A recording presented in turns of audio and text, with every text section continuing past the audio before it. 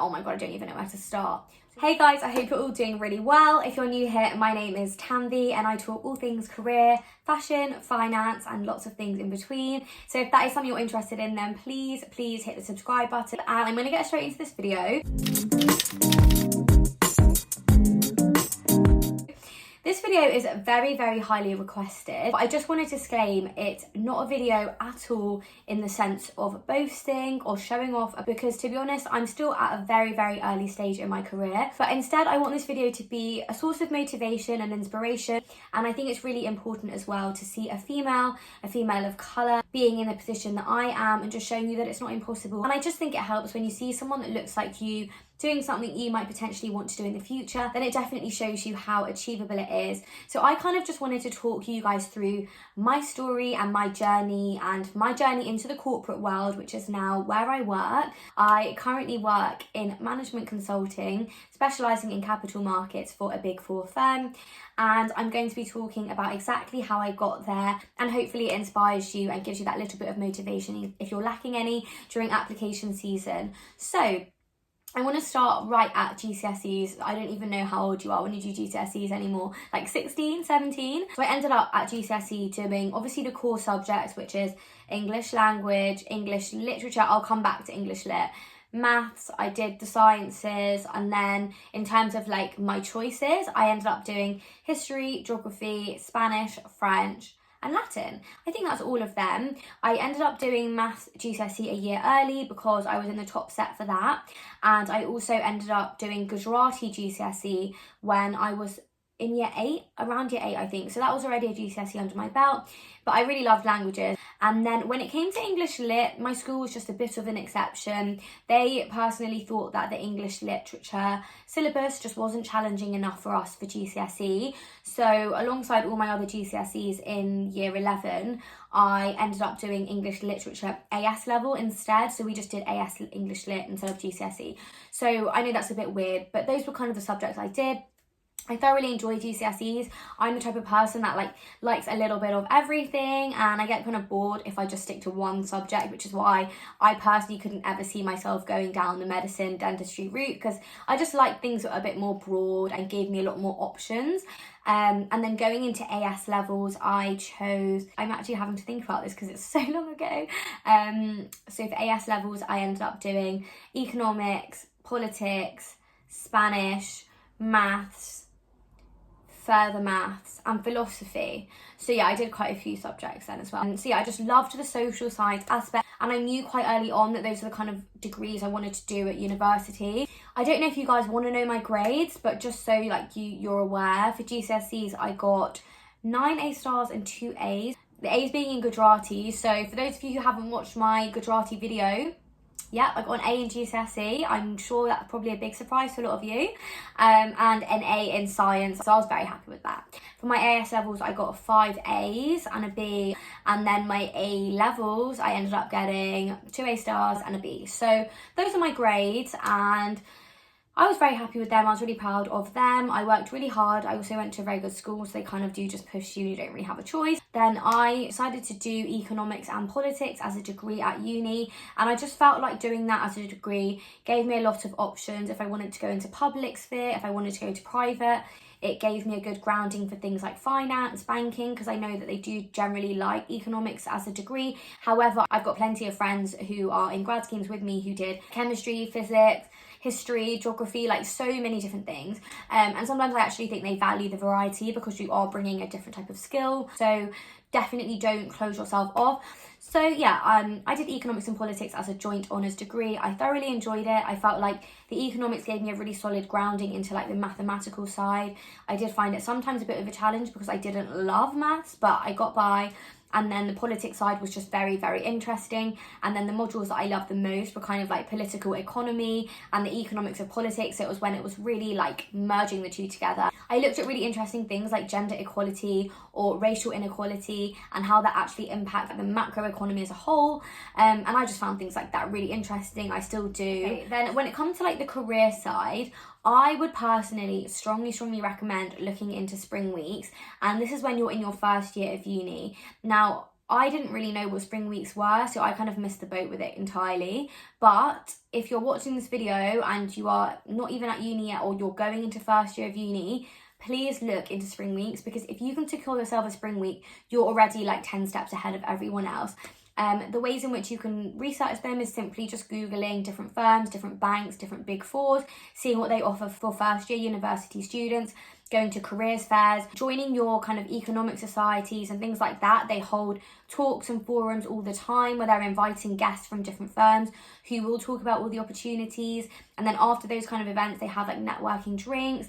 They sometimes have brunches for females in finance. Like, there's so many things at uni that you can get involved with, but you have to be proactive and do your research. So I personally didn't secure a spring week. I didn't even try because I didn't even know what it was. I ended up just reaching out to loads and loads of different firms for my summer of first year, because I have felt like I really missed out by not securing a spring week. So I reached out to so many firms in first year, just asking for an internship. It was completely unpaid. I just wanted work experience. I had done drips and drabs of things like growing up, and I'd gone to a law firm, and I'd done a bit of private equity, and I'd done a bit of finance, but I'd never done anything substantial enough for me to go into an interview and say, okay, this is what I know about this sector and this is what I can bring to the table.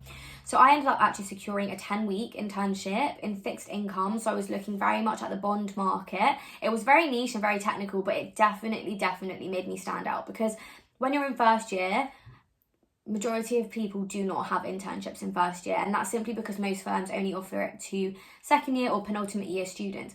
If you manage to secure somehow any form of solid work experience in that summer of first year, I guarantee it will help you to stand out. So yeah, I ended up doing that internship, and it made me really on it before starting second year of uni. I spent a lot of that summer after I finished that internship and before I went back to uni. I had like a bit of a gap, maybe a couple of weeks in August, and I literally researched like all the different internships that were available to me for the next year, what firms offered internships, when the internship applications opened, when the deadlines were, what the different roles were. I spoke to so many people. I messaged people on LinkedIn. I booked myself onto all the careers fairs. I booked myself onto all of these different talks at my economic societies, and I was fully prepped and fully on it, which is why I was successful. So you can't be lazy when it comes to applications. You've got to be so on it. And I'm not saying you need to know what you want to do, what field you want to go down, what firm you want to work for. I don't think you need to know that. But you need to have a rough idea of kind of what industry you want to go into and start just making a plan. I think it can be really overwhelming to just be like, oh my God, I don't even know where to start. So what I did was just put everything into Excel. I had a list of all the firms and all the roles I was applying for at each firm. Usually you can really only apply to one at each firm. So I kind of selected which role I was going to apply for the internship, and sometimes they have different locations and things, and I've done like the timeline of when the applications close, so I prioritized those that close first, and I was just really organized and really on it. And so that's a very big tip from me to you, is do something like that. And then as soon as I went back to uni, like applications opened in September, and that was it. I was like, go. Like I was so determined to get an internship for that second year summer. A lot of the time people say like you want to have secured your offer by Christmas, otherwise you've got no hope. But like, don't let those people get to you. There's some applications that don't even open till the new year, and there's some applications that honestly will still be open until like March. But I wouldn't rely on things like staying open that late, because a lot of the times it's on a rolling basis. It's first come, first serve. If they like you, they're going to offer it to you. And when the spaces get filled up, they get filled up. So obviously it's in your best interest to apply to things first. I used to literally apply to internships the day they opened to make sure I was like on top of that pile. I even got assessment centres in September, which was like unheard of, just because I'd been so on it with my applications and they'd gone through the interview, the test, everything so quickly with me that I'd even got my ACs in September. So yeah, I would just say be on it with the deadlines. And I had lots of different interviews and lots of different assessment centres at lots of different firms and different roles. I was kind of applying for a bit of everything because I just didn't know what I wanted to do. So at first I was applying to a lot of investment banking roles because I thought that's what I wanted to do. I went to a lot of interviews in assessment centres and quickly realised this is not for me. I think it was more so the people and the environment I was put in for some of those assessment centres that really put me off the IB sector as a whole, which is probably not the best way to look at it. But I just left some of those assessment centres thinking, I literally would never want to work at a place like this. I'm not going to be naming any names, but that is genuinely how some of the interviewees and the firms made me feel. Then I kind of went into some kind of wealth management, consultancy roles, but to be honest, you could probably tell in my interviews, I just didn't really know enough about them and I probably wasn't passionate enough about it. And yeah, long story short, I ended up securing a couple of internships. The first one was at RBS, which is now like branded as NatWest, and that was in commercial and private banking. I actually secured that on this side of Christmas. So I think once I got the first offer, it was kind of just like a huge relief, because it didn't mean I stopped applying elsewhere, but it just meant that a lot of pressure was taken off because I had guaranteed myself an internship and my summer was set kind of thing. So I think I then started almost enjoying the application process after that, because it had given me a confidence boost and it had given me the kind of reassurance I needed that like I can do it and firms do want me, because it's inevitable, you're going to get lots of rejections and it can be very disheartening. So I did get that one this side of Christmas. Very early on in the new year, I actually got an assessment centre offer for a Big Four firm for an audit grad scheme. And I actually went back to them and said, look, I'm really sorry, but I already have an offer at a bank, which is what I want to do. And so I'd rather you go give that assessment centre place to someone else because I can't physically do both internships. And they actually came back to me and said, like, we're really, really keen to have you come and like have an internship here. Would you be interested in doing something over Easter instead so it doesn't clash? And I was obviously like jumping at that opportunity because a Big Four firm is like actively shuffling things around for me to come there. And so I took it. I went to the assessment centre. It was such an enjoyable experience, and I will do an assessment centre video because I think the way I went into that assessment centre, the way I prepped, the way my mentality was, I think it just made me absolutely like flourish in that assessment centre. So I had that assessment centre. I left feeling great. I ended up getting the offer the next day. And so I literally started the second half of second year with 2 internships, one in Easter, one in summer. And like, to be honest, that was like the start of like my corporate career. And having both of those really gave me like a huge leg up, a confidence boost. It also just meant that I enjoyed my time at uni, because that stress and pressure, which is ridiculous if you don't get an offer, I understand how stressful it can be, it was all just taken away, and like I just achieved what I'd set out to achieve that year. So yeah, I ended up doing my Easter internship in audit at the Big Four firm, and then I ended up doing my summer internship at RBS, and I ended up converting both of those internships into graduate schemes. So I ended up getting the offer for both. And I know a lot of you know that I ended up actually taking the grad scheme at the Big Four firm. A question I get asked a lot is what made you choose audit and what made you choose that Big Four over the banking grad scheme? And to be honest, I still stand by this. I don't think either of them would have been a wrong decision. I just felt as though being at a Big Four firm, I think the training was slightly better. On the audit grad scheme, they offer the ACA, and I personally felt like having a professional qualification with a graduate scheme was really important to me.